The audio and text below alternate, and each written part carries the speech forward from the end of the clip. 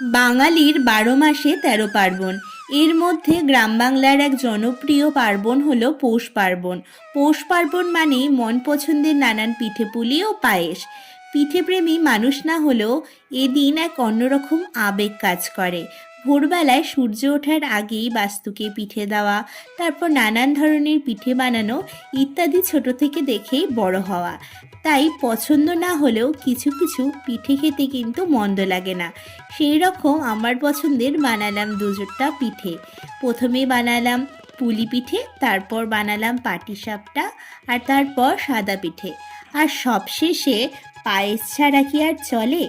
আচ্ছা বলো তো দেখি, কোন দুটো পিঠে আমার বেশি প্রিয়?